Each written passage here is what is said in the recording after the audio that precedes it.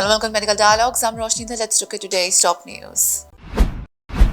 Delhi reports its first Covid JN.1 case. Following the identification of the first case of the COVID-19 subvariant JN.1 in the national capital, the AIIMS in Delhi has released guidelines for managing suspected or positive COVID patients in hospitals. In response to a meeting with department heads, the AIIMS Delhi director has directed the establishment of a COVID screening OPD within the emergency department. Additionally, 12 beds in a designated ward will be reserved for the hospitalization of critically ill patients. AIIMS Delhi has also mandated COVID testing for individuals exhibiting severe acute respiratory infectious symptoms. The directives include the allocation of COVID management provisions in all AIIMS departments and the earmarking of specific beds for serious cases. The screening OPD in the emergency department will access patients for COVID-19-like symptoms, and a new private ward will accommodate COVID-positive employees' health scheme beneficiaries. Furthermore, the installation of advanced air purifying filters is also underway.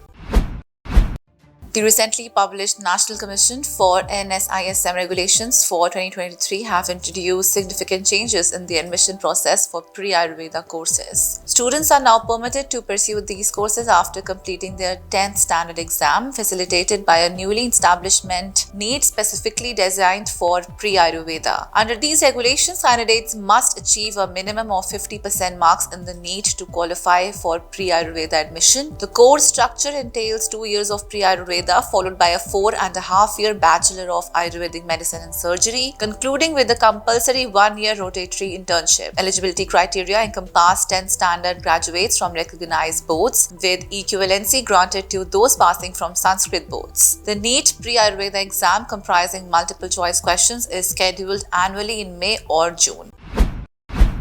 The Kerala High Court has emphasized the need to take action against individuals practicing medicines without proper qualifications. The court dismissed a petition seeking to quash an endorsement by state authorities denying a registration certificate under the Karnataka Private Medical Establishments Act to an individual who, despite pursuing paramedical studies, had been practicing as a doctor for several years. The court found it strange that the petitioner had identified as a practicing doctor for an extended period without the required qualifications. The bench stated that it is time to address and put an end to such practices, particularly in rural areas where individuals without proper qualifications may deceive unsuspecting people.